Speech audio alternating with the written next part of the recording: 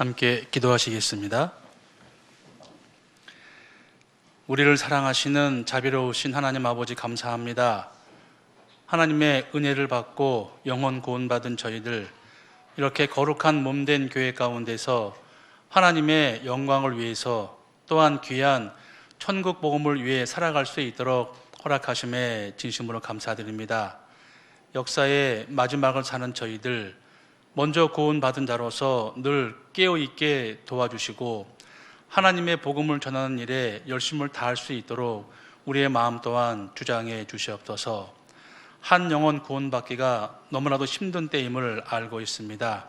이럴 때일수록 더욱더 주님만 의지할 수 있게 도와주시고 담대한 마음과 담대한 믿음으로 살아갈 수 있도록 또한 함께해 주시옵소서.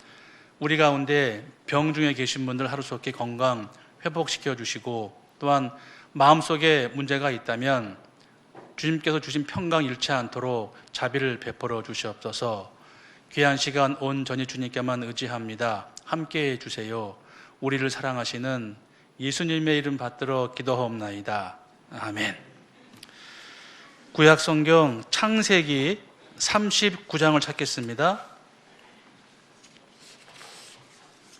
구약성경 창세기 39장 1절부터 10절까지를 제가 읽겠습니다. 창세기 39장 1절부터 10절까지를 제가 읽겠습니다. 요셉이 이끌려 애굽에 내려가매 바로의 신하 시위대장 애굽 사람 보디발이 그를 그리로 데려간 이스마엘 사람의 손에서 그를 산이라. 여호와께서 요셉과 함께 하심으로 그가 형통한 자가 되어 그 주인 애굽 사람의 집에 있으니 그 주인이 여호와께서 그와 함께 하심을 보며 또 여호와께서 그의 범사에 형통케 하심을 보았더라. 요셉이 그 주인에게 은혜를 입어 섬김에 그가 요셉으로 가정 총무를 삼고 자기 소유를 다 그 손에 위임하니 그가 요셉에게 자기 집과 그 모든 소유물을 주관하게 한 때부터 여호와께서 요셉을 위하여 그 애굽 사람의 집에 복을 내리심으로 여호와의 복이 그의 집과 밭에 있는 모든 소유에 미친지라. 주인이 그 소유를 다 요셉의 손에 위임하고 자기 식료 외에는 간섭하지 아니하였더라. 요셉은 용모가 준수하고 아담하였더라. 그 후에 그 주인의 처가 요셉에게 눈짓하다가 동침하기를 청하니 요셉이 거절하며 자기 주인의 처에게 이르되 나는 주인이 가중 제반 소유를 간섭지 아니하고 다 내 손에 위임하였으니 이 집에는 나보다 큰 이가 없으며 주인이 아무것도 내게 금하지 아니하였어도 금한 것은 당신뿐이니 당신은 자기 아내임이라. 그런즉 내가 어찌 이 큰 악을 행하여 하나님께 득죄하리이까? 여인이 날마다 요셉에게 청하였으나 요셉이 듣지 아니하여 동침하지 아니할 뿐더러 함께 있지도 아니하니라. 거기까지입니다. 안녕하십니까? 무슨 3월에 눈이래요? 여긴 진짜 알다가도 모르겠어요. 근데 눈 오면 예쁘죠? 네, 보긴 좋아요. 근데 눈치를 내면 또 힘든데, 월, 화, 수 전도인 수련회 잘 다녀왔습니다. 5번 하는데요. 2월 달에는 부부가 함께 가서 공부하고 옵니다. 그래서 이번에는 특별한 일은 없었고요. 많이 혼나지도 않았습니다. 목사님께. 이제 부부 수련회 때에는 이제 목사님들이 여러 말씀 중에 이제 아내에 대해서, 아내 역할에 대해서 많이 말씀하시고요. 그리고 해외 선교가 국내보다는 지금 해외 선교가 굉장히 아직까지 활발합니다. 그래서 2월 말까지 통계가 84개 나라에 1070개 교회라고 해요. 그 중에 이제 필리핀이 제일 많고요. 근데 제가 여기 가져온 게 있는데 국내 전도인이 지금 661명인데요. 국내에 490명 있고 해외에 나간 전도인들이 171가정이 나가 있습니다. 그래서 특별히 이제 해외에 나가 계신 분들한테 많이 기도가 필요하겠고요. 에콰도르 선교사님이 오셨는데 거기는 지금 무법천지라네요. 막 전쟁도 일어나서 막 그냥 그 국내의 싸움인 것 같은데 무법천지래요. 전도가 좀 힘들다고 하더라고요. 그리고 이제 부탁하시더라고요. 이제 해외 선교 총동원회 해니까 좀 많이 참여해 달라고 부탁을 하셨고요. 이번엔 크게 다른 건 없었습니다. 그리고 이제 부담스럽지만 지금 우리 공주 수양관 숙소동 건축하잖아요. 그거 이제 각 교회마다 이제 할당이 있으니까 그거 좀 많이 좀 참여해 달라고 간곡히 부탁하셨습니다. 저희는 뭐 그냥 기본만 하시면 됩니다. 교회에서 알아서 합니다. 그래서 작년에 부탁한 대로 기본만 해주시면 잘 아껴서 할 거고요. 그 외부에 있는 교회가 저희 교회를 이렇게 이번에 들었으면 평가한답니다. 대한예수교 침례회는 부패할 여유가 없다. 이유는 돈 쓸 데가 너무 많으니까. 돈이 쌓여 있어야지 탐심 생길 거 아니에요. 근데 너무 돈 쓸 데가 많으니까 그 교단은 부패할 여유가 없다 이렇게 평가한답니다. 근데 맞는 것 같아요. 저희가 할 일이 너무 많잖아요. 할 일이 많고 국내에는 지금 속도가 좀 느려지잖아요. 작년에 우리가 자립한 교회가 2개인가 3개밖에 안 돼요. 한 몇 년 전만 해도 10개 이상 됐거든요. 지금은 많이 좀 느려져 있고 그만큼 역사의 마지막이라는 거를 실감하고 있을 수 있는 그런 시대이면 맞는 것 같아요. 그리고 말씀을 전해도 잘 못 알아듣는 건지 안 듣는 건지 모르게. 그래서 어느 교회인가요? 1년에 전도 집회를 여러 번 해서 새로 전도 집회 말씀을 듣는 사람의 총 수가 한 130명이 넘었대요. 작년 한 해에. 근데 남은 사람은 1명인가 2명밖에 없답니다. 대단히 어려운 거예요. 그거에 비하면 우리는 좀 선방한 것 같지 않아요? 그래서 마음이 하나로 모아지고 좀 즐거운 교회가 되면 사람은 모이게 돼 있는 것 같아요. 그래서 제가 서울에서 할 때 신앙생활은 재밌어야 됩니다 그랬더니 그렇게 이상하게 받아들여가지고 교회를 재미로 오냐 이렇게 물어보더라니까요.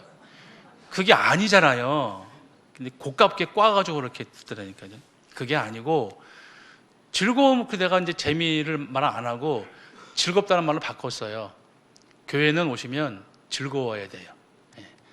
즐거워야지 웃음도 웃게 되고 말도 많아지게 되고 이제 그렇잖아요. 그래서 작년 말부터 올해까지 제가 이렇게 보면은 집무실에 있잖아요. 아우 시끄러워요. 굉장히 말들 많더라고요. 요새는 뭐 이렇게 할 말이 많은지 되게 좋고 좋은 반가운 현상입니다. 그래서 전도인 술은 잘 다녀왔다는 말씀 드리고요. 공부해야죠. 여기 창세기 39장 줄쳐놓으세요. 여러 번 찾겠습니다. 오늘 제목을 말씀드리면 경건한 요셉인데요. 우리가 전도 집회 할 때도 이제 언급을 많이 하는 인물입니다. 그래서 제가 설교 준비하면서 이제 설교 준비할 때 여러 가지가 있거든요. 이제 책별로 강해를 하는 설교가 있고, 그거는 거의 고수님이 하는 거고요. 그리고 이제 주제별로 설교하는 게 있고, 또 하나는 인물별로 또 설교하는 게 있어요. 저는 어떻게 하냐면, 저는 사건별로 많이 준비합니다. 사건별로.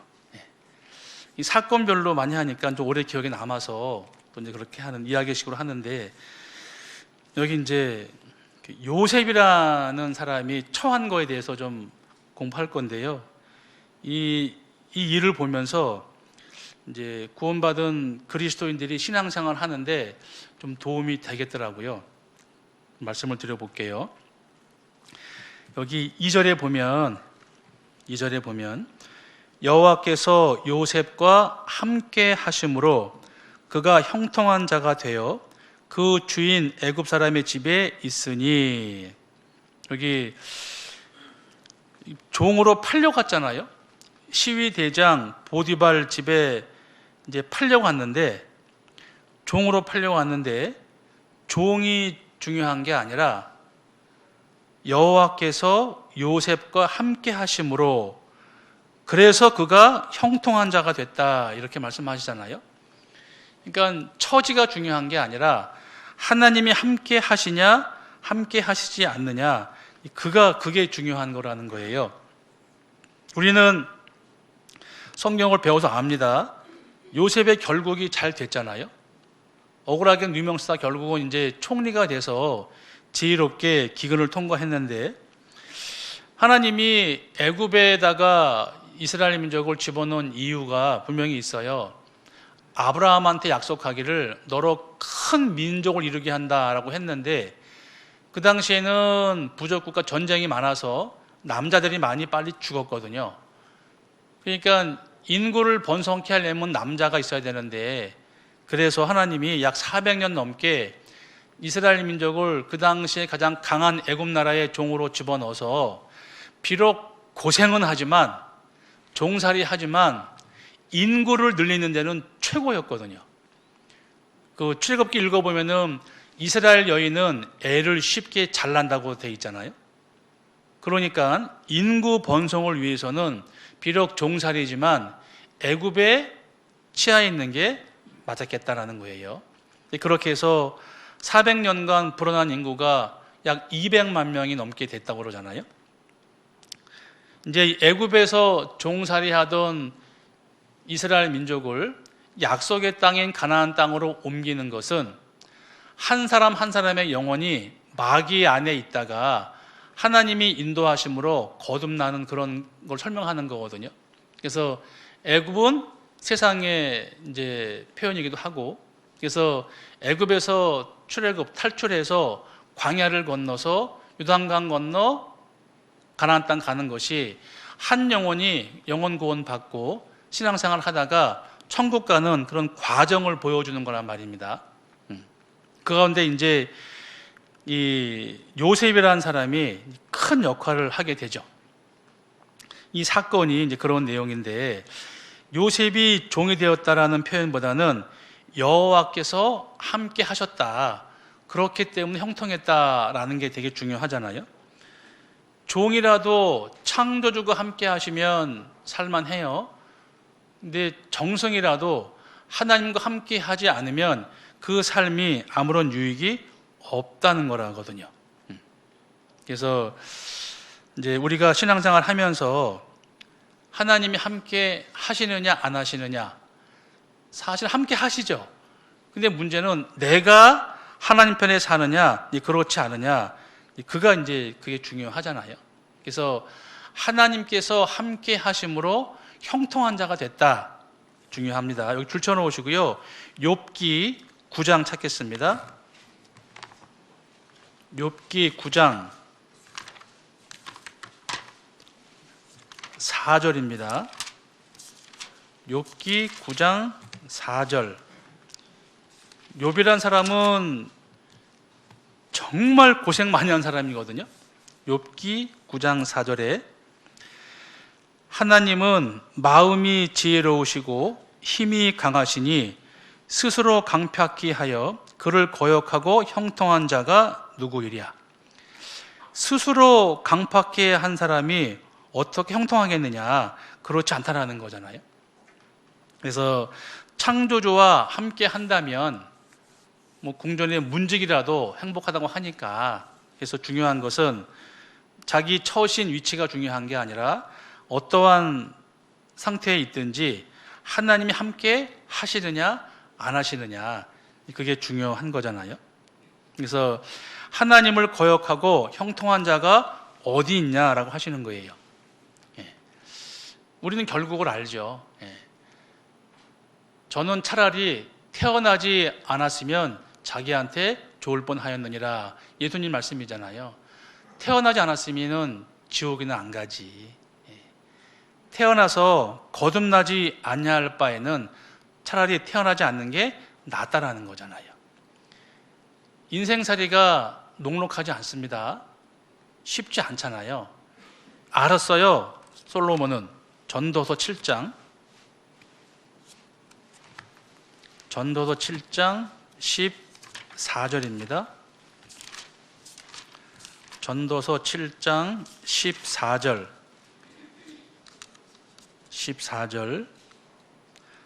형통한 날에는 기뻐하고 곤고한 날에는 생각하라. 하나님이 이 두 가지를 병행하게 하사, 함께 읽겠습니다. 사람으로 그 장래일을 능히 헤아려 알지 못하게 하셨느니라. 사람 중에 가장 총명하고 모든 걸 다 누려본 사람이 솔로몬 왕이었거든요. 그가 한 말입니다. 형통한 날에는 기뻐하고 곤고한 날에는 뭐라고요? 생각하라. 낙심하는 게 아니고 슬퍼하는 게 아니고 생각하라. 하나님이 이 두 가지를 병행하게 하셨다. 그리고 사람으로고 장래일을 능히 헤아려 알지 못하게 하셨느니라. 우리는 앞일을 모르잖아요. 지금 너무 기쁘다고 기뻐하는 것도 조심스러워요. 왜? 내일 무슨 일 나는지 알 수가 없으니까. 그래서 엊그제 이제 제주도에 제 딸이 애를 낳고 너무너무 기뻐해요. 아침마다 카톡 와요. 저한테 애 찍어가지고 보내는 거예요. 엊그저께는 손을 모으고 잠들었더라고요. 애가 기도하는 모습 같은데, 걔가 무슨 기도를 해요? 애가 애미 보기엔 그렇게 이쁜 거예요. 그러다가 이제 발가락을 부딪혀가지고 골절됐잖아요. 기부스하고 이제 제 자매 갔어요. 도와주려고. 이제 엊그저께 전화가 왔길 제가 그랬어요. 하나님이 질투하시는 하나님이지만 섣불리 하시는 분 아니니까 우리 안전하게 살려면, 혜은아, 하나님한테 10번 감사하고 9번 애기 이뻐해라. 그러면 안전하다. 제가 그랬거든요. 그러니까 맞아요. 그래요.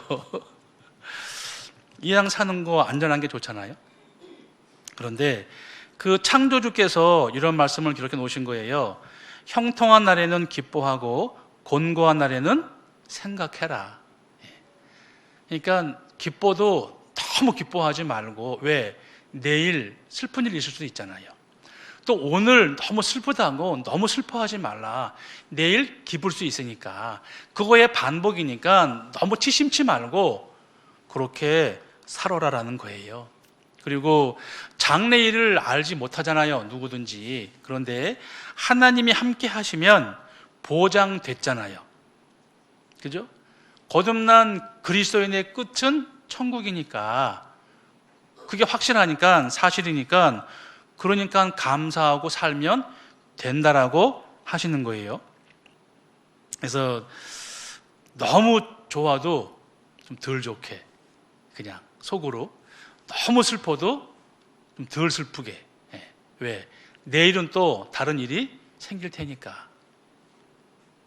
그래서 하나님께서 모든 인간사에게 이제 그런 일을 경험하게 하신 거잖아요. 그 인간사 세옹지마 내용 아시잖아요. 너무 좋은 일이 있어도 조심해라. 너무 슬픈 일이 있어도 너무 낭망하지 말아라. 그렇게 우리한테 요구하신다고요. 이 두 가지를 병행하게 했다.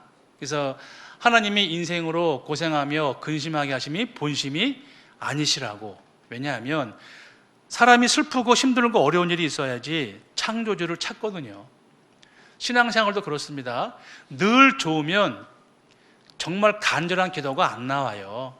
힘들고 어려울 때 그때 간절한 기도가 나오잖아요. 그래서 앞으로 확실히 모를 일이니까 더욱더 주님을 의지해라. 하나님을 의지하며 살아라. 범사의 그를 인정하라라고 우리한테 말씀하시는 거잖아요. 그래서 이 요셉의 인생을 보면서 요셉은 그렇게 누명을 썼지만 하나님을 원망하지 않았거든요. 결국은 해피엔딩을 알았단 말입니다. 우리도 그와 같을 거예요. 우리가 큰 죄를 짓지 않는 한 하나님이 해코지 할 이유가 하나도 없잖아요. 다만 힘들고 어려운 고난은 있겠죠. 다시 창세기 39장 6절이요. 창세기 39장 6절에 주인이 그 소유를 다 요셉의 손에 위임하고 자기 식료 가족 외에는 간섭하지 아니하였더라. 함께 읽겠습니다. 요셉은 용모가 준수하고 아담하였더라. 용모가 준수하고 아담이 작다는 얘기가 아닙니다. 예쁘고 멋있다 이런 의미거든요. 요셉은 용모가 준수하고 아담하였더라. 이렇게 굳이 이렇게 언급을 해놨어요. 근데 이런 거 보면 이 요셉이 죄를 짓기에 아주 유리한 상태예요. 요셉이 못생겼거나 그랬으면 그 주인 마나님이 꼬시지 않았겠지. 그잖아요? 그러니까 용모가 준수하고 아름다우니까 그 보디발의 아내가 추파를 던진 거잖아요. 윙크하면서. 아예 못생겼으면 그런 유혹이 없을 텐데. 성경에 보면은요, 심히 아름다웠더라, 준수하였더라, 이런 말이 여러 가지가 있어요. 그런데 찾아봐도 아주 못생겼더라, 이런 말은 없거든요. 그러니까 못생겨서 문제가 된 건 거의 없는 것 같아요.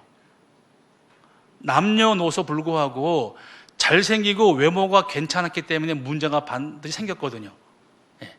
그러니까 이 요셉이라는 사람이 용모가 준수하고 아름다워서 이런 유혹이 따라온 거잖아요. 마귀한테 노출되기 쉬운 게 외모예요. 외모가 너무 아름다우면 불안할 수 있잖아요. 자기는 좋을 줄 모르겠는데 우리 어르신들이, 조상님들이 지혜가 있었어요. 어르신들 아실 거예요. 속담. 일색 소박은 있어도 그 다음 뭔지 아세요? 그렇지. 그러니까 이쁜 부인은 외래 소박을 받아도 쫓겨나도 못생긴 부인은 안 쫓겨난다는 그런 말이거든요. 또 하나 있잖아요. 예쁜 여자가 팔자가 시대. 왜요? 너무 예쁘면 주변 사람들이 가만히 안 놔두거든요. 그러니까 인생을 살면서 너무 뚫어지게 예쁘거나 그러면은 별로 좋은 건 아닌 것 같아. 우리 같이 평범해야지 그냥 평범한 삶을 살아요. 지나치게 이쁜 사람들이 잘 된 것도 있겠지만 대부분 뒤끝집에 안 좋지 않습니까? 여기 이제 요셉도 그런 것 같아요. 그래서 이 요셉이 아름답고 용모가 좋았기 때문에 이제 유혹을 받아요. 유혹을 받아서 힘들고 어려운 일을 이제 겪는 거잖아요. 제가 옛날에 노원교회를 갔었는데, 설교 갔었는데, 하여튼 청년 때 보고 이제 나 한 10년 뒤에 봤거든요. 학생 때 보고. 근데 딴 사람 전 뭐 수술한 줄 알았어요. 너무 예쁘게 변해서 다이어트를 잘해가지고 아주 예쁘게 된 거예요. 그러니까 눈에 띄게 예뻐요. 처녀 자매가. 근데 나중에 들었어요. 힘들다고. 직장이 너무 힘들대요. 문 남성들이 하도 괴롭히니까. 그걸 즐기는 사람도 있겠지만 그리스도인은 쉽지 않을 거잖아요. 그런 것처럼 여기 요셉은 용모가 너무 준수해서 아름다워서 마귀한테 타켓이 됐다. 예. 이제 그 장점이 오히려 안 좋을 수도 있잖아요. 아름다운 것이. 사슴이 자기 뿔이 너무너무 근사하다고 막 물가에 가서 막 보고 그랬다는 거 아닙니까? 너무 아름다우니까 뿔이. 결국은 도망가다가 나뭇가지 걸려가지고 잡혔잖아요. 사자한테. 뿔만 아니었어 봐요. 살았지. 뿔 때문에 결국은 죽었단 말입니다. 우리 인생들도 그럴 수 있어요. 너무 똑똑해서, 아니면 너무 예뻐서, 아니면 너무 돈이 많아서, 그것 때문에 오히려 하나님을 찾지 못한다면 그게 복이 아니고 저주요, 저주. 결국이 그렇잖아요. 요셉한테 이제 그런 일이 온 거예요. 39장 7절에 그 후에 그 주인의 처가 요셉에게 눈짓하다가 동침하기를 청하니, 예. 이제 하나님을 믿고 있는 요셉을 망가뜨리기 위해서 사탄 마귀가 이제 이렇게 한 것 같아요. 그잖아요. 근데 여기서 빠져나가기가 쉽지 않을 거 아닙니까? 우리 이제 성경 읽었으니까 알잖아요. 결국은 도망갔잖아요. 옷 벗어버리고. 그것이 이제 최선의 방법이었을 것 같아요. 마귀는 누구든지 그렇게 우리를 구원받은 사람들을 신앙생활 못하게 유혹을 한단 말이에요. 돈을 좋아하는 사람이면 돈을 통해서, 외모를 좋아하면 외모를 통해서, 또 어떤 놀이문화를 좋아하는 사람은 놀이를 통해서 신앙생활 못하게 유혹을 한다니까요. 그 유혹이 오면 평안했던 내 마음이 강팍해집니다. 결국은 죄를 따라가게 되죠. 히브리서 3장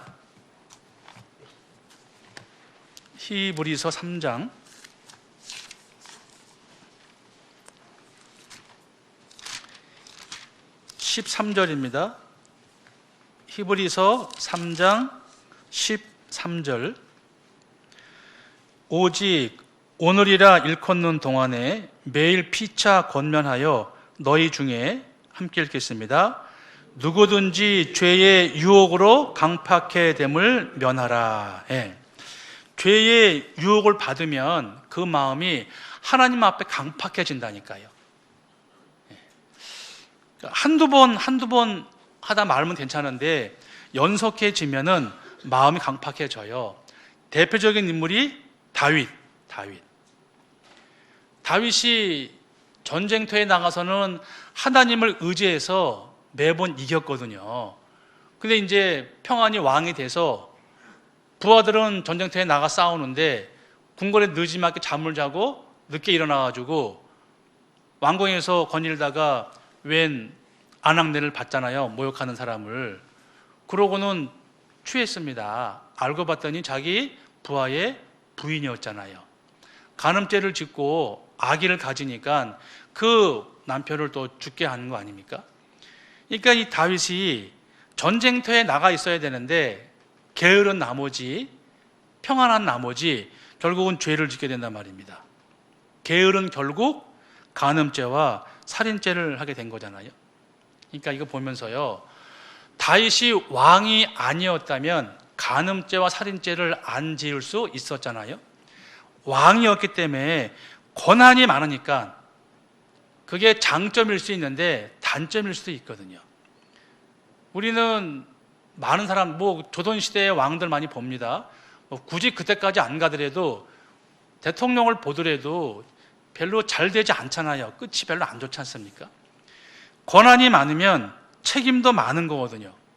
이 다윗은 대단했어요. 결국은 간음죄와 살인죄를 짓잖아요. 그러니까 나의 장점이 그게 좋을 수도 있지만 좋지 않을 수도 있다. 신앙생활 하면서 그러니까 되게 조심스럽게 사는 거잖아요. 오히려 높은 위치에 있을수록 떨어지기 쉽잖아요. 그러니까 그냥 평범한 삶이 그게 좋은 것 같아요. 그게 먹을 거 있고 입을 거 있고 마실 거 있고 잠잘 때 있으면 그게 괜찮지 않을까요? 어차피 그리스도인들은 보장돼 있으니까 신앙생활 하기에 적당히 있는 곳이 좋을 것 같다. 오히려 그렇지 않은 것, 그러니까 우리는 그냥 한 달 이렇게 먹고 살잖아요. 근데 돈이 많은 사람들은 걱정 안 하잖아요. 오늘은 어디 가서 뭘 놀까, 뭐 할까, 외국 여행 어디 갈까, 그렇게 생각할 수 있지 않습니까? 그렇게 하는 것이 사는 동안만큼은 즐거울지 모르겠지만, 근데 여행도 뭐 가끔 가는 게 좋지 매일 가는 게 좋을까? 그런 거 보면 제가 저 자신을 봐도 우리가 행복한 것 같아요. 네, 적당히. 에베소서 4장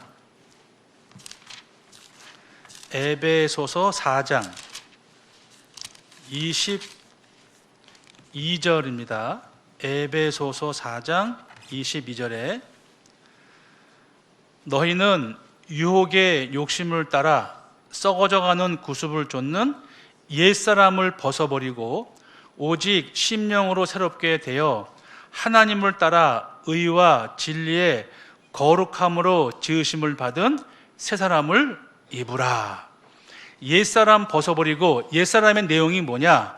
유혹의 욕심을 따라 썩어져가는 구습을 쫓는 게 옛사람이다.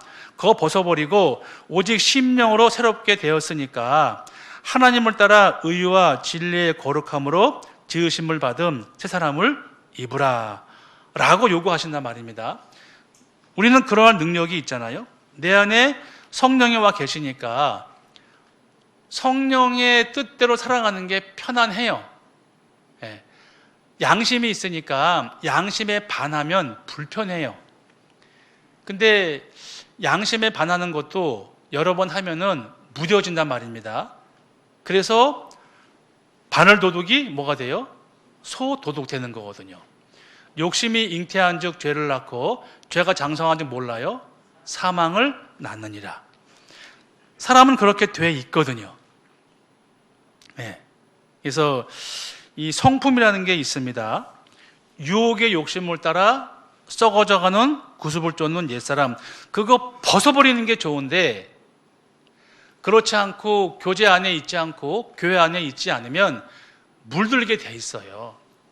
물드는 거 생각하니까 갑자기 생각이 나요. 봉숭아물. 그 봉숭아 꽃 따져가지고 비닐로 묶어놓으면 물 들잖아요. 근데 1시간만 해요? 2시간만 해요? 밤새 해요.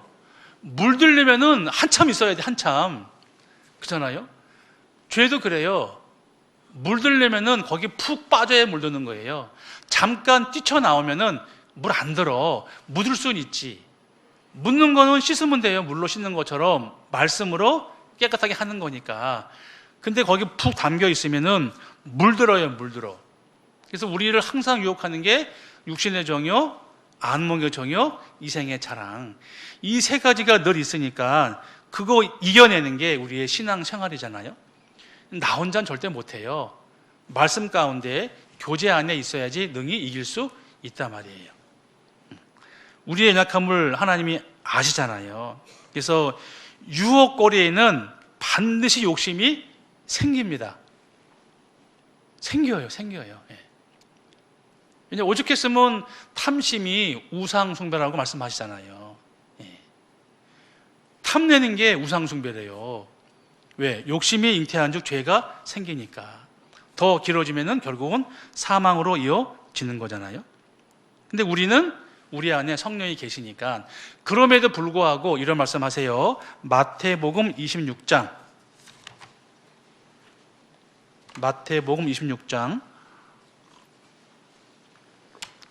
41절입니다. 마태복음 26장 41절 한 절만 함께 읽겠습니다. 시험에 들지 않게 깨어있어 기도하라. 마음에는 원이로되 육신이 약하도다 하시고. 시험에 들지 않게 깨어있어 기도하라.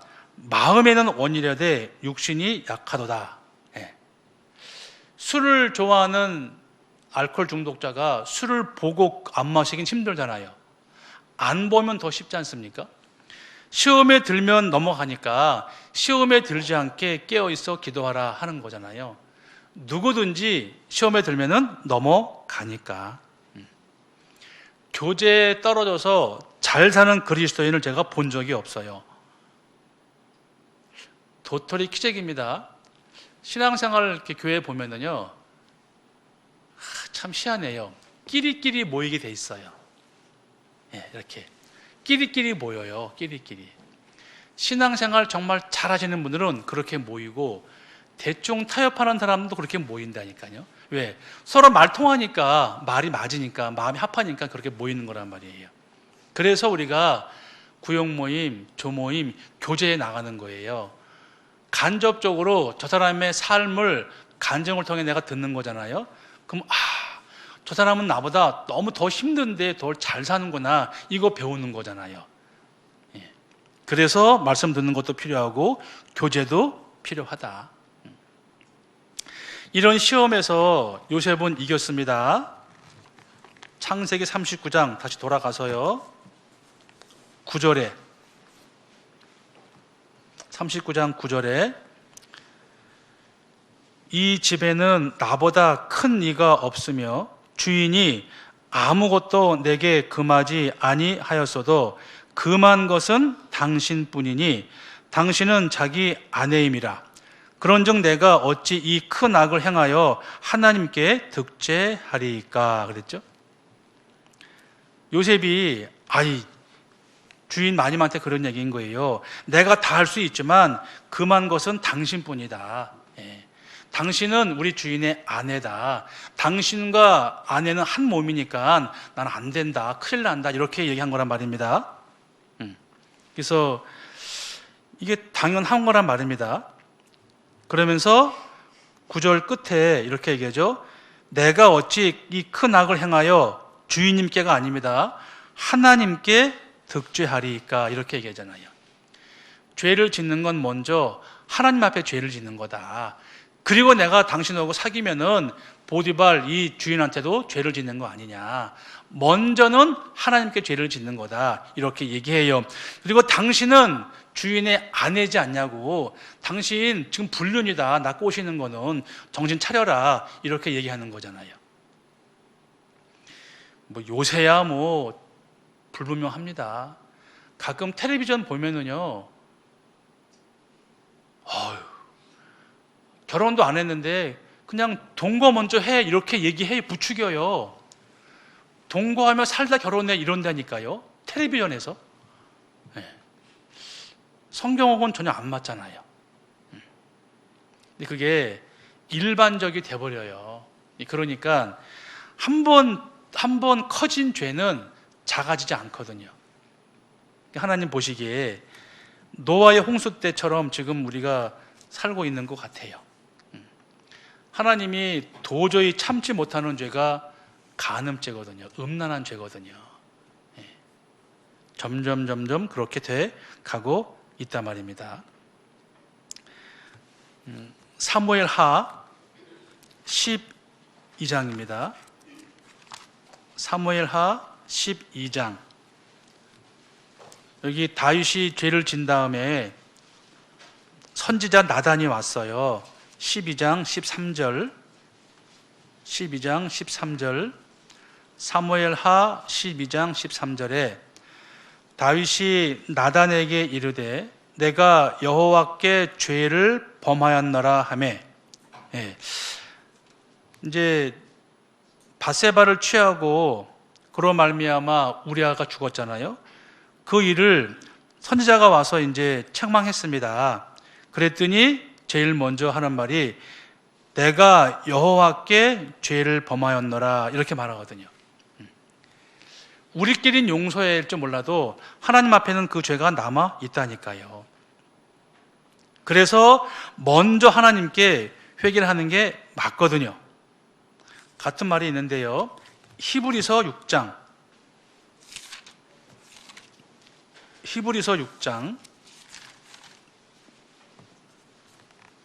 1절입니다.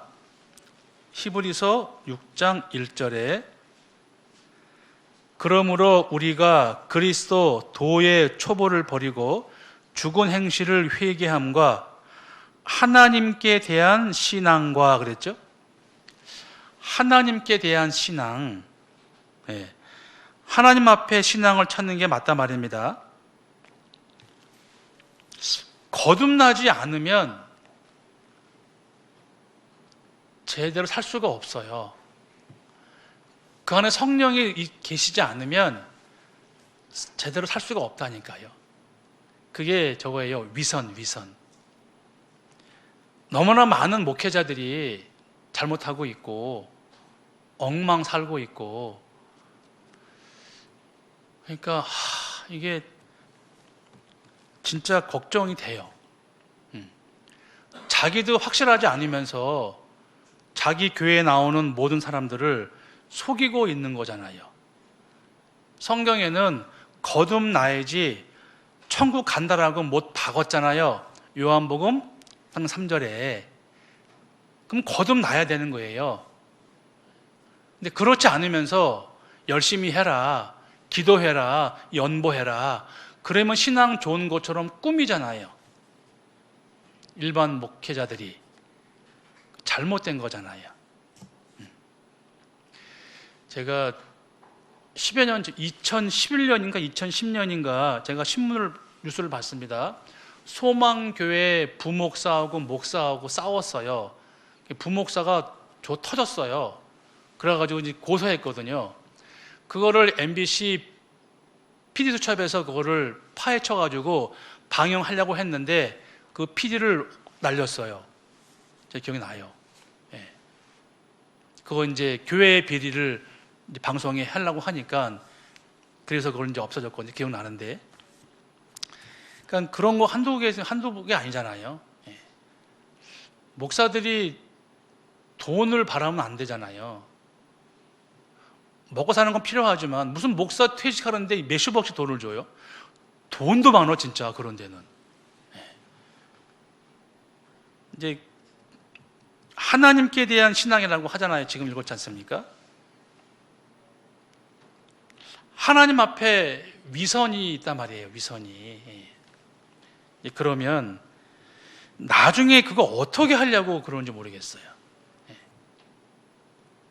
교회 숫자가 많아도 정말 자기 교회 성도가 거듭난 그리스도인이냐, 진정한 크리스찬이냐 확인해 봐야지. 돈만 내면 뭐 땡인가? 아니잖아요. 대한민국 국민이 돼야지 국민 세금을 내는 거 아닙니까? 국민도 안 됐는데 무슨 돈 내면 뭐 어떻다고요? 아무 소용없지. 하나님 앞에 대한 신앙, 하나님께 대한 신앙, 그게 정말 있냐 그거예요. 정말로. 내가 언제 거듭났냐? 그게 중요한데 그건 어물쩍 넘어간단 말입니다. 교회 나올 때부터 거듭났고, 아니죠. 자신을 속이는 거예요. 요셉이나 다윗이나 책망받은 다음에 하나님한테 먼저 죄를 고했거든요. 그게 맞다 말입니다. 로마서 14장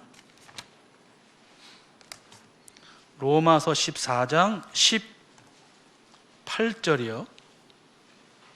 로마서 14장 18절 17절 18절 제가 읽을게요.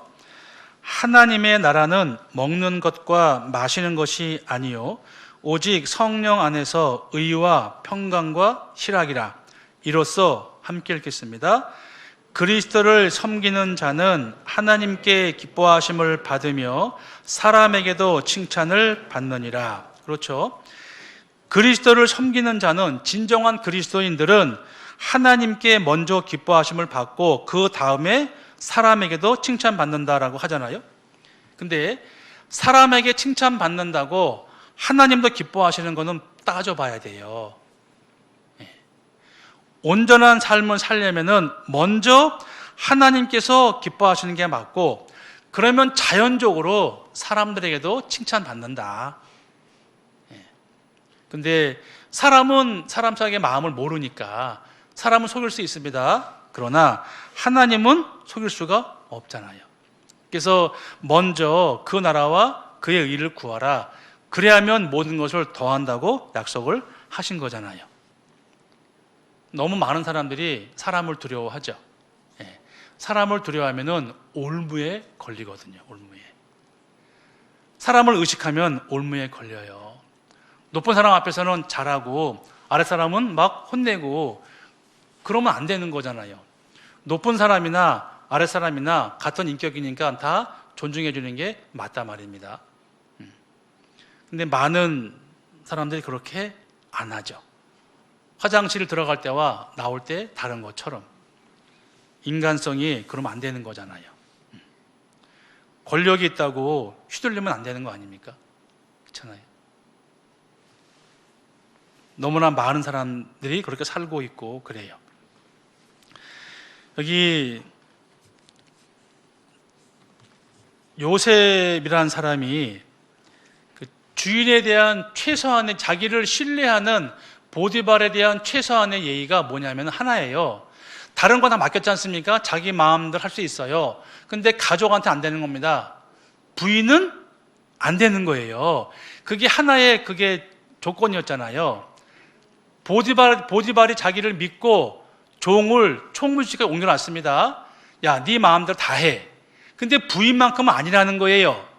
그러니까 주인에 대한 신뢰가 뭐냐면은 부인만큼은 아닌 거예요. 그거 하나인 거 아닙니까? 하나? 마찬가지죠. 아담이 모든 거를 먹을 수 있었잖아요. 하나님께서 하나만 걸었죠. 선악과만큼은 먹지 말라. 그거 하나요. 그거 하나만 지켜주면은 다 인정하는 거잖아요. 여기도 똑같은 거예요. 요셉한테도 하나님께서 한 것처럼 보디발에 대한 신뢰, 의리 이런 거는 아내를 지켜주는 거거든요. 그러니까 알고 안 된다고 한 거란 말입니다. 예. 그걸 지키는 것이 주인에 대한 존경의 표였단 말입니다. 단 하나의 성실한 표현이 그거였거든요. 예. 요셉은 끝끝내 지켰어요. 아담은 실패했잖아요. 그래서 자기의 위치를 이탈하면 안 되는 거잖아요. 우리가 인격은 동등하지만 위치는 있는 거예요. 위치는 자기가 할 일이 있는 거지 않습니까? 예. 뭐 굳이 비약시키면 주방에서 하시는 분들은 밥 잘하면 반찬 잘하면 되는 거란 말입니다. 그분들이 뛰쳐나와 가지고 그럴 일은 없겠지만 설교 똑바로 하라고 그러면은 그것도 맞는 말이긴 하지. 예. 좋은 사람 있으면 제가 죄송해요. 왜 졸게 했냐고 그럴 거 아닙니까? 설교를. 근데 각자 위치가 있잖아요. 손가락은 손의 위치가 있는 거 다 있잖아요. 그거 잘하면 돼요. 근데 오버하면 안 되는 거잖아요. 오버하면은. 그게 이제 분수예요. 분수. 자기 역할이 있는데.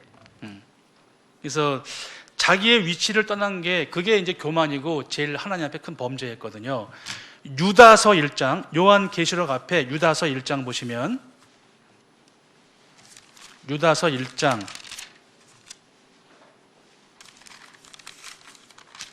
유다서 1장 6절에 보면요. 1장 6절에 또 자기 지위를 지키지 아니하고 자기 처소를 떠난 천사들을 큰 날의 심판까지 영원한 결박으로 흑암에 가두셨으며 하나님 앞에 자기 위치를 지키지 않고 벗어난 게 천사장 네, 루시퍼였거든요. 종으로 만들었는데 주인한테 덤볐단 말입니다.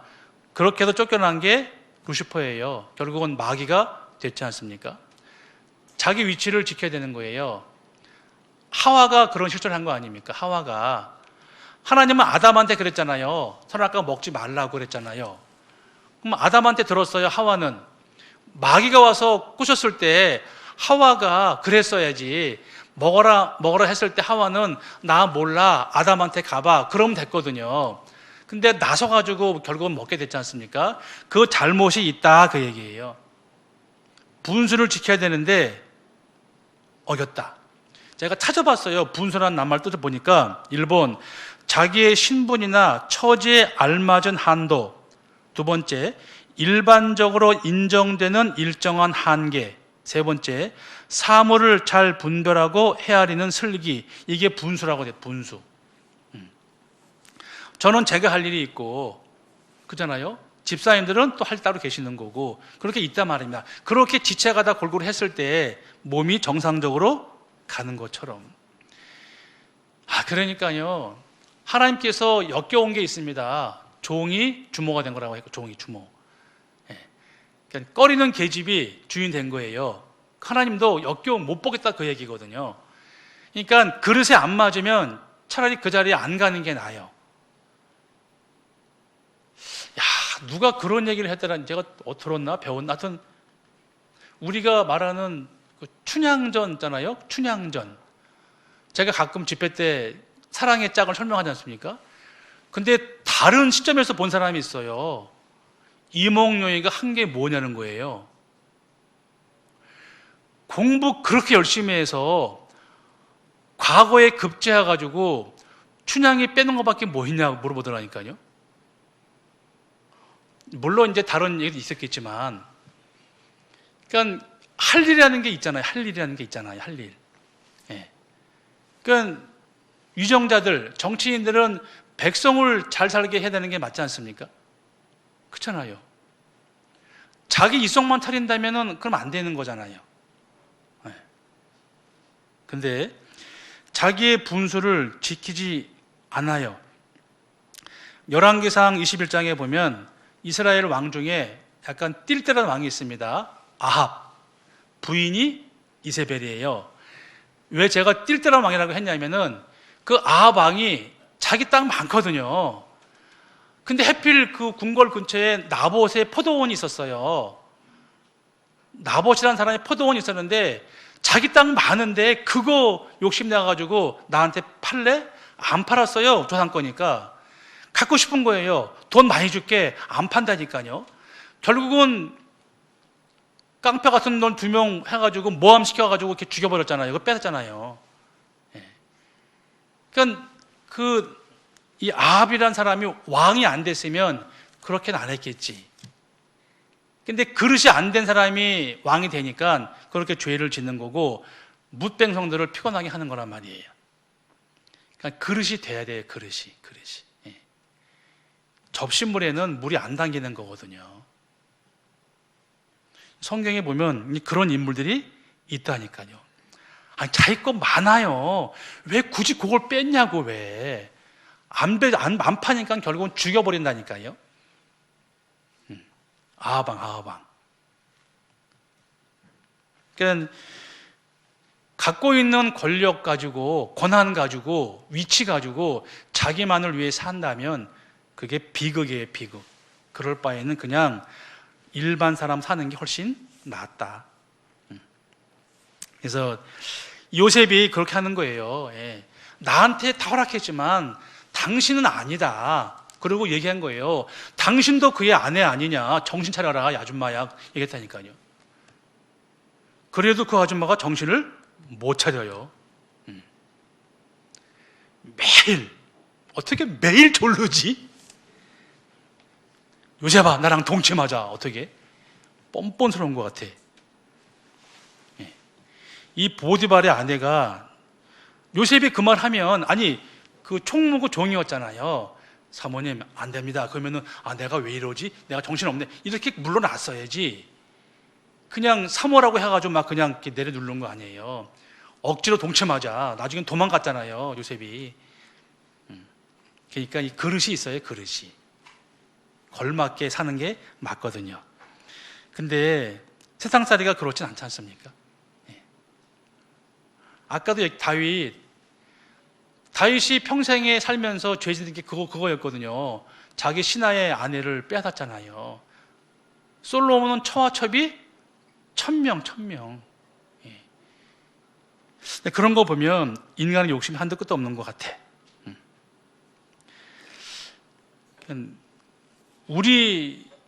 그러니까 우리 안에 성령이 안 계시면, 거듭난 경험이 없으면 하나님의 자녀로 살 수가 없어요. 마태복음 5장 16절입니다. 마태복음 5장 16절에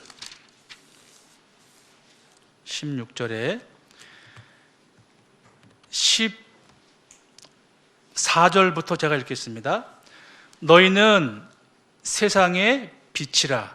산 위에 있는 동네가 숨기우지 못할 것이요 사람이 등불을 켜서 말 아래 두지 아니하고 등경 위에 두나니 이러므로 집안 모든 사람에게 비치느니라. 이같이 너희 빛을 사람 앞에 비치게 하여 저희로 너희 착한 행실을 보고 하늘에 계신 너희 아버지께 영광을 돌리게 하라. 그랬죠? 빛의 자녀가 됐으니까 그 역할 해라, 그 얘기입니다. 어두운데 빛의 역할 좀 좋잖아요. 다른 사람 안 넘어지게 빛을 밝혀주는 거잖아요. 빛의 자녀가 됐으니까 그 역할 해라, 그 얘기거든요. 예. 올바로 살면, 거듭난 그리스도인이 하나님을 잘 섬기고 잘 살면 남들이 인정해줘요. 아, 저 사람들은 진짜 그리스도인 맞는 것 같아. 이렇게 인정한다니까요. 예. 근데 성경에 있는 인물대로 살기는 힘들지만 지금도 거듭난 그리스도인은 예나 지금이나 똑같아요. 그렇게 살 수 있을 능력이 있다니까요. 그래서 제가 안성에 있을 때 그 오리집 잘하는 집에서 한 형제님이 이제 친구분 한다고 가서 이제 식사를 했어요. 근데 이제 우리 앉아 있고 뒤에 한 아줌마 10명의 남자 한 분이니까 거기도 분명히 전도인인 거예요. 대낮에 아줌마 사이에 남자 하나 있으면 반드시 목사 아니면 전도사거든요. 반드시 그래요. 예. 근데 제가 들었습니다. 뭐 기도한다 그러고 집사님 막 얘기해요. 들리는 얘기가 오셨나 보다. 뭐 근데 그런데 먹으면서요, 짠 건배 맥주. 뭐지? 살짝 봤죠. 건배예요, 건배. 집사라가 부르지 말든가. 건배할 술 먹으려면은. 예. 그렇게 광통지게 해놓고 하나님 섬긴다고요? 그러니까 욕먹는 거예요. 그러니까. 예.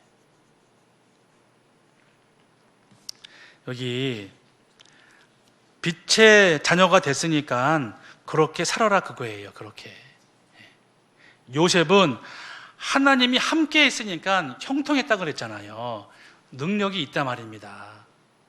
그러지 않은 사람은 능력이 아예 없는 거잖아요. 그래서 진짜 하나님을 기쁘시게 하는 삶을 살고 있다면 사람에게도 칭찬을 받아요. 그건 당연하지 않습니까? 왜 흠이 없는데 뭐. 근데 시기 질투는 하겠지. 제천에 많은 교회들이 저 욕하잖아요. 흉보잖아요.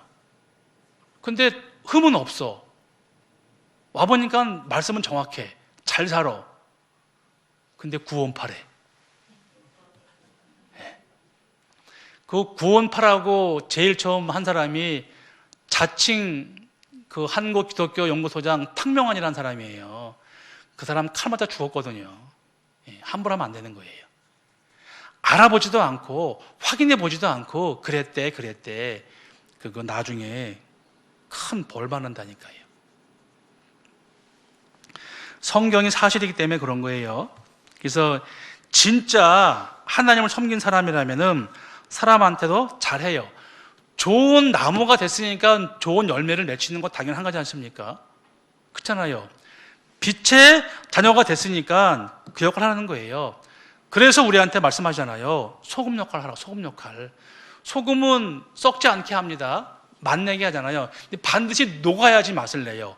희생하고 봉사하라, 그거예요. 부패 방지하는 게 소금이잖아요. 거듭난 그리스도인들이 그 역할 하라는 거예요.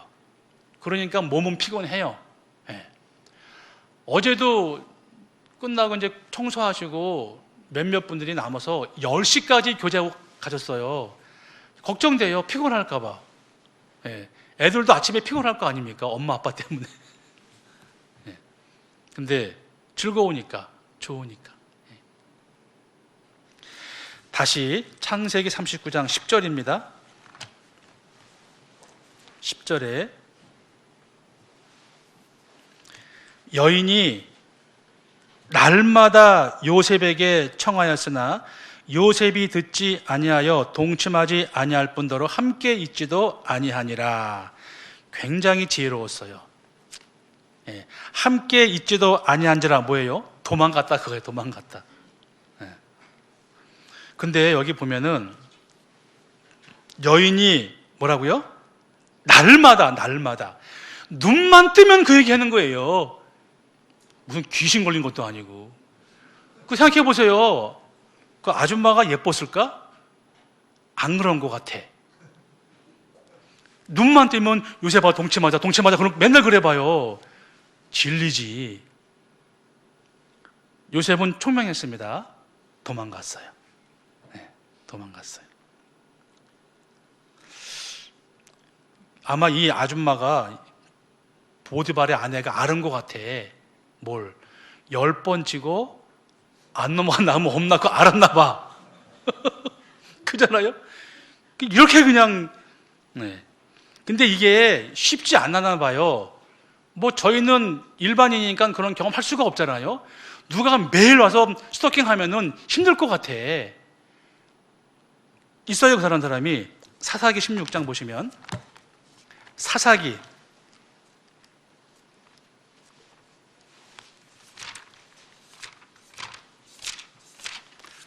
16장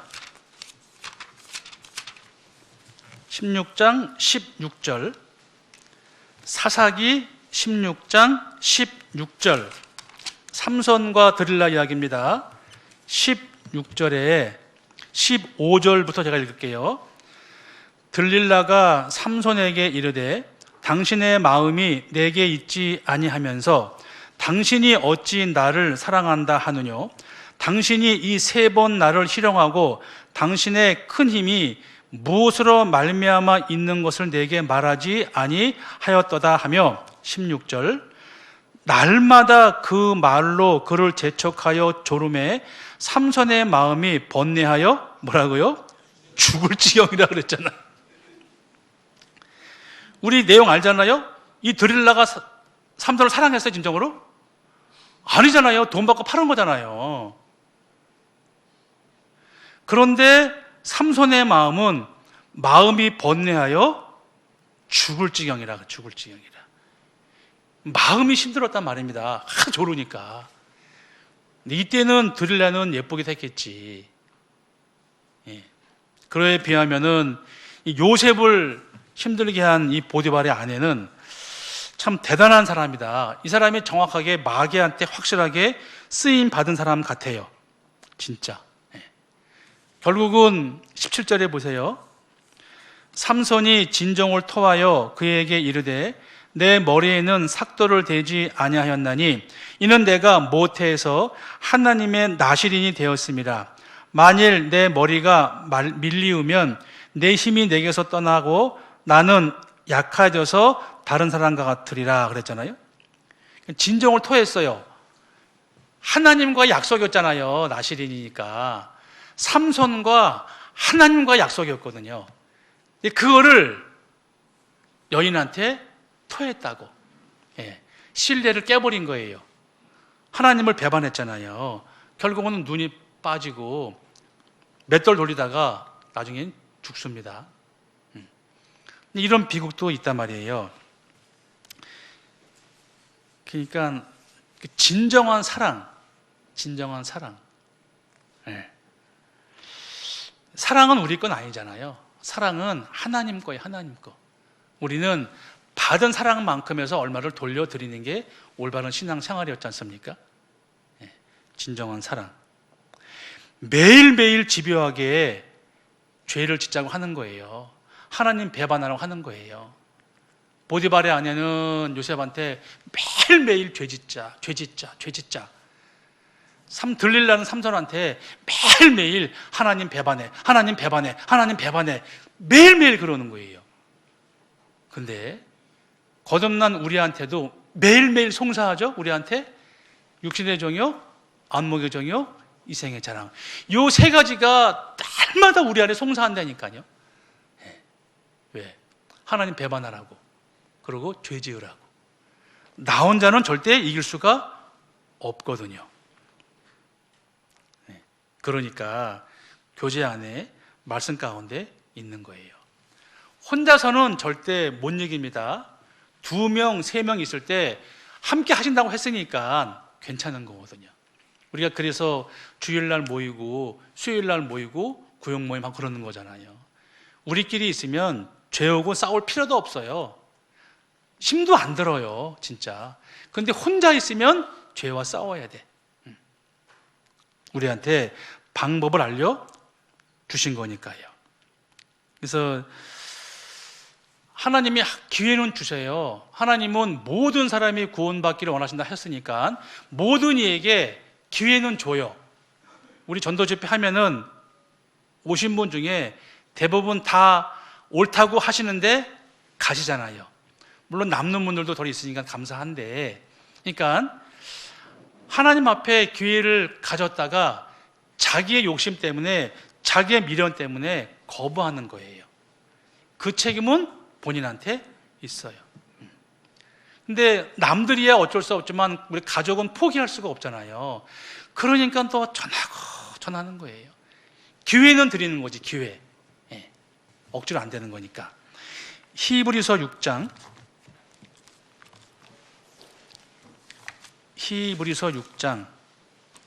4절이요. 히브리서 6장 4절. 제가 읽겠습니다.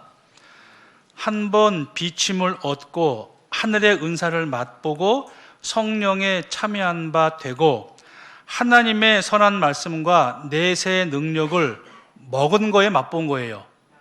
맛보고 타락한 자들은 다시 새롭게 하여 회개케 할 수 없나니 이는 자기가 하나님의 아들을 다시 십자가에 못 박아 현저히 욕을 보임이라 그랬거든요. 자, 우리 교회에 와서 말씀을 들으면 하나님 계신 거 맞네, 성경 사실이네, 알아요. 왜? 믿어지니까, 사실이니까. 진짜인 것 같아. 그러면서 맛만 보고 가요. 다시 원위치. 그런 자들은 다시는 기회가 없는 거예요. 다른 건 다 용서하지만 성령 해방죄는 용서할 수 없다고 하시잖아요. 그게 뭐냐? 성령 해방죄가 뭐냐 하면 성령은 하나님을 소개하고 예수님을 설명한단 말이에요. 근데 그 예수님 설명하는 말씀을 외면해요. 그게 성령 해방죄거든요. 그건 용서받을 길이 없는 거예요.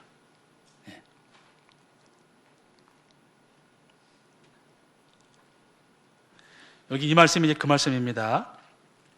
근데 그들이 왜 그러냐면은 우리 같이 살기가 싫은 거예요. 주일마다, 수요일마다 모임 가고 정말 하나님의 복음을 위해서 온 시간 다 바치는 것이 그게 쉬운 게 아니거든요. 그게 싫은 거예요. 가끔은 좀 술도 먹고 놀러 가고 죄도 짓고 그게 좋은 거예요. 그래서 온전히 거듭나는 경험을 본인이 안 하는 거거든요. 이제까지 우리 교회 말씀 듣고 우리 교회 틀렸네 그런 사람 있었어요? 말씀이? 왜? 다들 그래요. 야, 말씀은 잘한다, 말씀은 좋다. 그럼 말씀 좋으면 됐지, 딴 거 뭘 바래? 교회에서 목사가 말 잘하면 그 최고 아니에요? 정확한 말씀? 괜히 딴 거 엉뚱한 거 하는 거.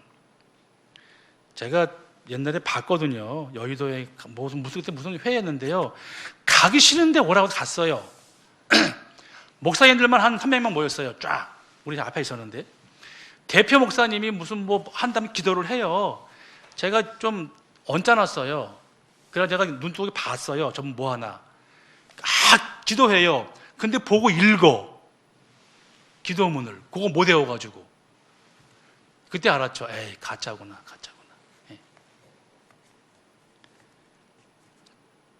정신을 차려야 됩니다. 정신을.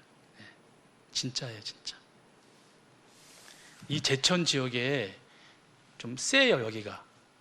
그렇죠? 영적으로 좀 세고 옳고 그름을 좀 판단해야 되는데 합리적이지 못한 사람이 많은 것 같아. 이게 말씀을 듣고 잘 못 깨닫지. 죄와 타협하면 안 됩니다. 타협하면 안 되는 거예요. 여기 요셉이라는 사람은 정말 지혜가 있었습니다. 도망갔거든요. 예.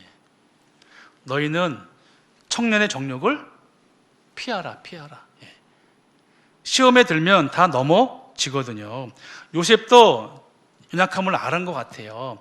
그러니까 매일 아예 도망간 거 아닙니까? 그게 맞죠. 경건한 삶을 살아가는 게 맞는데요. 야고보서 1장 보시면, 히브리서 뒤에 야고보서 1장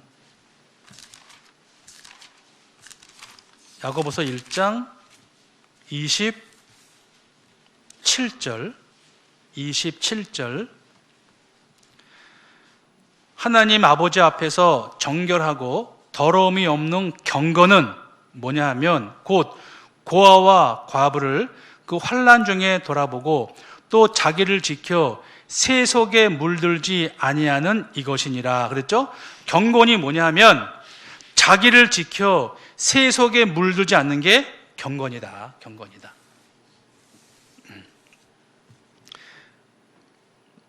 우리 그래서 말씀 가운데 올바로 살기 위해서 힘쓰고 애쓰잖아요.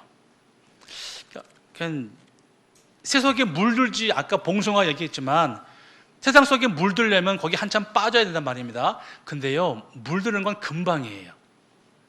생각보다 10년 동안 신앙생활을 하다가도 한 두 달만 빠져 있으면 금방 가요. 왜? 우리 안에 죄성이 그득이 있으니까 그런 거예요. 자기 힘으로 못 이긴다니까요. 그래서 레위기 11장에 그 뒷다리가 길어서 멀리 뛰는 것은 정하다고 그랬거든요. 메뚜기 펑펑 뛰잖아요. 죄에 빠졌을 때 빨리 나와야 돼요. 깡총 튀어나오면 되는 거거든요. 근데 누워버리면은 이제 문제가 되는 거잖아요. 그러기 위해서 뛰는 신앙. 이승에서는 한계가 있습니다. 뭐 과학자들은 얘기하잖아요. 지구는 한계가 있다고 하잖아요. 여러모로 봐서 한계가 있다고 한단 말입니다. 근데 그게 언제인지 모르니까 에이, 설마 우리 시대에 그러고 있는 거 아닙니까? 과학자들은 알죠. 분명히 지구는 한계가 있을 거다. 지금 그런 여러 가지 징조가 보이지 않습니까? 우리 목사님의 아버님이 제주도에서 광어를 키우세요. 광어. 근데 광어가 얼마나 많은지 값어치가 40억 원어치래요. 취업부터 해가지고 양식을 하는데 40억 원어치 광어를 키운대요. 근데 작년까지만 해도 그 광어를 전량 다 이마토하고 일본 수출했대요. 근데 지금은 전량 다 일본 수출한대요. 광어를. 왜? 그네들 지네 거 안 먹는데요. 대단하죠? 지네는 막 뿌려놓고서는 바다에다가 안 먹는데요, 지네 거. 광어 전량 다 간대요, 일본으로. 참 웃기지 않아요? 그러니까 이 어리석으면요, 모르면 당해요. 골로새서 3장입니다. 골로새서 3장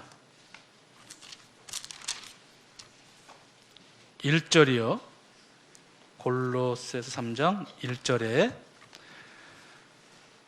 그러므로 너희가 그리스도와 함께 다시 살리심을 받았으면 위의 것을 찾으라. 거기 위에는 그리스도께서 하나님 우편에 앉아 계시느니라. 함께 읽겠습니다. 2절. 위의 것을 생각하고 땅의 것을 생각지 말라. 생각부터 하면 행함으로 옮기는 거니까 생각부터 하지 말라 그래요. 그게 맞아요. 근데 쉽게 되나? 안 돼요. 근데 우리끼리 있으면 돼요. 말씀 가운데 있으면 된다니까요. 성경에 술 취하지 말라 이거 읽으면서 술 먹을 수 있어요? 힘들 거라고 보통 그게. 그러니까 말씀 가운데 있고 교제 안에 있으면 살아요. 혼자는 절대 안 돼요. 그래서 이 적극적으로 죄와 싸우는 겁니다. 요셉이 그랬잖아요. 버티다가 옷 잡고 안 놓으니까 옷을 벗어버리고 도망갔단 말입니다. 죄를 피한 거 아닙니까? 근데 이제 이거 보면서요, 어떤 비유가 맞을까 싶었는데, 그 마약에 중독된 사람들, 그 마약 끊으려면은 죽을 만큼 힘들대요. 그게. 그 정도 힘든 고통을 지내야지 끊는다는 말이에요, 마약을. 죽기까지 싸운다는 말이 그 말이잖아요. 죄와 싸운다는 거. 이게 창세기 15장 보면 하나님께서 아브라함한테 이삭 바친 후에 아브라함한테 그 언약을 해요. 네 민족 다시 크게 해주겠다라고, 이제 네 후손을 많이 늘어나게 해주겠다 하면서 약속을 하는데 횃불 언약을 해요. 짐승을 쪼개놓고 그 사이 횃불로 지나가거든요. 왜? 그 약속을 어기면 이렇게 된다는 걸 보여주는 건 말입니다. 그 언약을 지키는 게 이제 아브라함인데, 그때 보면은 솔개가 그 짐 재물 위에 내려오려고 하는 것을 아브라함이 보내요. 솔개는 마귀의 그림자인데 하나님 앞에 드리는 재물에 마귀가 와서 간섭하니까 그거를 쫓아내는 게 이제 아브라함 그 얘기가 나오거든요. 그 횃불 언약인데, 우리는 12장 1절에 우리 영적인 예배가 우리의 몸과 마음을 다 산 재물을 드리는 거라 그랬지 않습니까? 내가 재물이에요. 이 재물을 더럽게 하는 게 뭐예요? 사탄, 마귀잖아요. 사탄, 아브라함이 솔개를 재물 위에 오는 거를 물리친 것처럼 내가 재물이니까 사탄, 마귀가 나를 범죄하게 하는 걸 내가 싸워야 될 거 아닙니까? 쫓아야 될 거 아닙니까? 죽기까지. 예. 그렇게 싸우라는 거예요. 그렇게. 그러니까 쉽겠어요, 어렵겠어요? 어려워요. 혼자는 어려워. 그런데 같이는 쉬워요. 함께하면 쉬워요.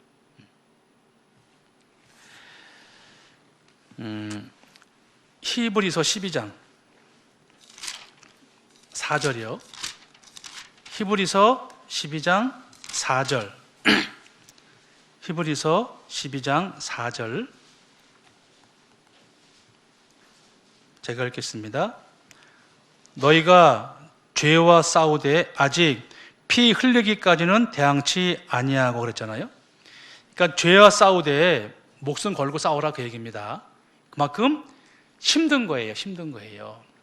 자, 하나님께 대한 회개, 나아가서 하나님에 대한 신앙을 지키는 게 맞습니다.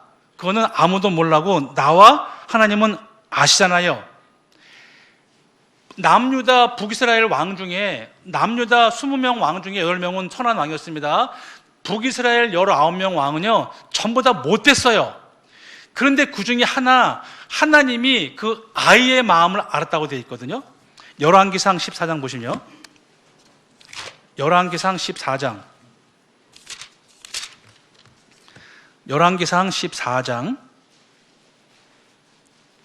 13절, 열왕기상 14장 13절, 열왕기상 14장 13절 제가 읽겠습니다. 온 이스라엘이 저를 위하여 슬퍼하며 장사하려니와 여로보암에게 속한 자는 오직 이 아이만 묘실에 들어가리니 이는 여로보암의 집 가운데서 저가 이스라엘 하나님 여호와를 향하여 선한 뜻을 품었음이니라 그랬죠. 이게 요시아예요, 요시아. 그러니까 이스라엘 왕 전부 다 엉망이었단 말입니다. 그런데 이 아이만 하나님 하나님을 향하여 선한 뜻을 품었다고 되어 있잖아요. 선한 뜻을 품었어요. 근데 그 하나님이 아신다고. 예. 그래서 이 아이가 묘실에 들어가거든요. 예. 자, 우리가 겉으로가 아니라 속으로, 내 진심으로, 내 마음속으로 하나님을 섬기는 게 맞습니다. 그렇잖아요? 그래서 요셉이 경건하다는 말을 들은 거예요. 예수님의 모형 중에 가장 완벽한 사람이 이 요셉이었거든요. 우리의 마음을 아시는 주님, 그러니까 우리가 정말 잘 살아야 돼요. 기도하겠습니다. 사랑과 은혜가 풍성하시고 자비로우신 하나님 아버지께 진심으로 감사드립니다.